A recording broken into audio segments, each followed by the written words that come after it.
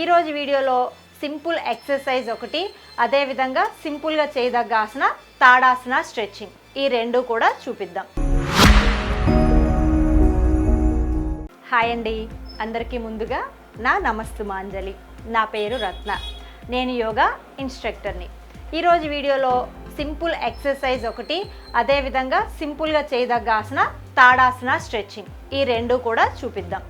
ఈ తాడాసన స్ట్రెచ్చింగ్ చేయటం ద్వారా చాలామందికి మడాల నొప్పులు అంటారండి. ఎందుకంటే ఎక్కువ డయాబెటీస్ ఉన్న వాళ్ళకి మడాల నొప్పులు, కాళ్ళల్లో మంటలు, పోట్లు అవి వస్తూ ఉంటాయి.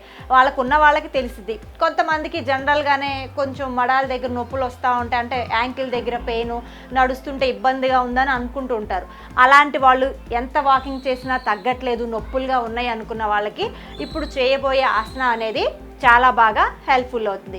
అలాగే ఈ తాడాసన చేయటం ద్వారా మనకి లంగ్స్ దగ్గర 3 లోబ్స్ ఉంటాయండి.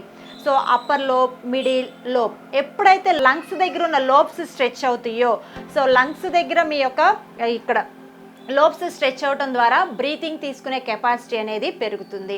మనం అంతకుముందు వీడియోస్ చెప్పుకున్నాం, మన ప్రాణశక్తిని పెంచుకోవాలి అంటే ప్రాణాయామ చేయాలని అనుకున్నాం కదా.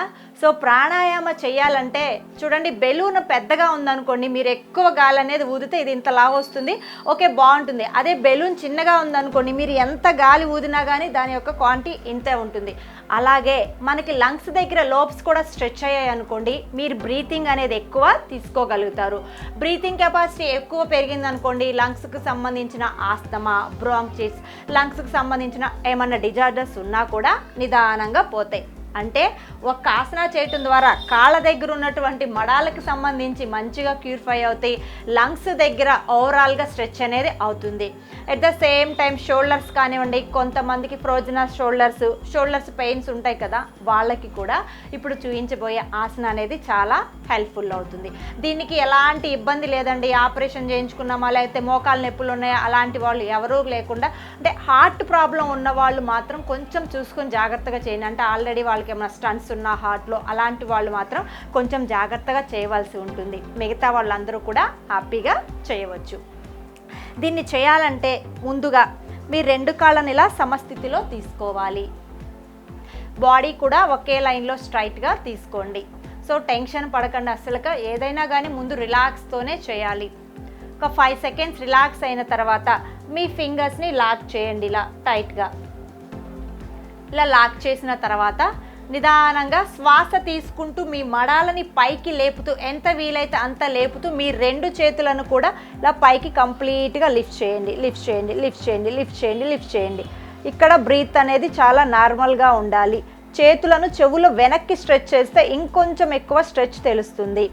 ఒక దానిని ఏదైనా ఒక పాయింట్ మీ ఎదురుగా ఏది కనపడితే దానిని చూస్తూ అలాగే ఒక 20 సెకండ్ల పాటు ఉండండి. శ్వాస అనేది నార్మల్గా ఉండాలి. 20 సెకండ్ల తర్వాత శ్వాస వదులుతూ నిదానంగా మీ హీల్ని డౌన్ చేయండి. ఆ తర్వాత చేతులని కూడా నిదానంగా రిలాక్స్ చేయండి. సో ఇది చెయ్యాలే కానీ పర్ఫెక్ట్గా మనం 1 మినిట్ వరకు కూడా హోల్డ్ చేయగలుగుతాం.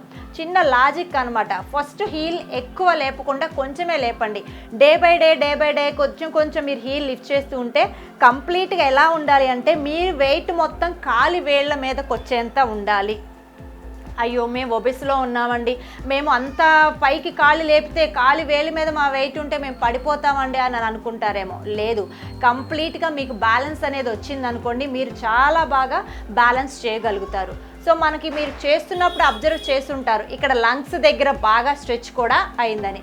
తాడాసన సింపుల్, దీన్ని మనం ఎక్సర్సైజ్ లాగా కూడా చేయవచ్చు. ఇది ఇంకా ఈజీ అండి. జస్ట్ 2 కాళ్ళని కొంచెం దగ్గరగా తీసుకోండి. అంటే ఒక 2.5 ఇంచ్ గ్యాప్ తీసుకోండి 2 కాళ్ళ మధ్య. సో ఫ్రీగా 2 చేతులను చూడండి, కాలి వేలు లేచినప్పుడు చేతులు ముందుకు ఉండాలి, మడాలు లేపినప్పుడు చేతులు వెనక్కి, ఇలా కంటిన్యూగా మూమెంట్ చేయండి చాలా ఫ్రీగా. ఇది టో అండ్ యాంకిల్ ఎక్సర్సైజ్ అనమాట. సో కంప్లీట్గా ఇక్కడ మీరు హ్యాండ్ మూమెంట్ కూడా చేస్తున్నారు కాబట్టి లంగ్స్ దగ్గర మజిల్స్ అనేవి స్ట్రెచ్ అవుతాయి. సో ఆ ఆసనాలో హోల్డ్ చేయలేని వాళ్ళు ఇలా ఒక 20 నుంచి 30 సెకండ్ల పాటు, అంటే 30 సార్లు ఇలా కంప్లీట్గా ఒకసారి శ్వాస తీసుకుంటూ శ్వాస వదులుతూ చేస్తూ ఉంటే వాళ్ళకి మడాల నొప్పులు అనేవి ఫ్యూచర్లో రావు, ఒకవేళ ఉన్నా కూడా ప్యూరిఫై అంటే తగ్గిపోతాయి. ఇలా చేసిన తర్వాత చేయలేమనుకున్నప్పుడు కంప్లీట్గా స్టాప్ చేసి 5 సెకండ్స్ రిలాక్స్ అవ్వండి శిథిల తాడాసనాలో.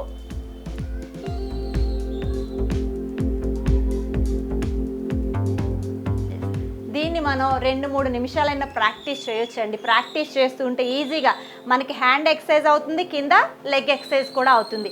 చాలా సింపుల్. ఆసనాలో అయినా ట్రై చేయండి, లేదా ఎక్సర్సైజెస్ రూపంలో అయినా కానీ చేస్తూ ఉంటే మీ కాళ్ళు అనేవి, యాంకిల్ పార్ట్ అనేవి చాలా స్టిఫ్గా తయారవుతాయి. ఓకేనండి, దీన్నైతే అందరూ కూడా ట్రై చేయవచ్చు. ఉంటానండి. నమస్తే, మీ రత్న.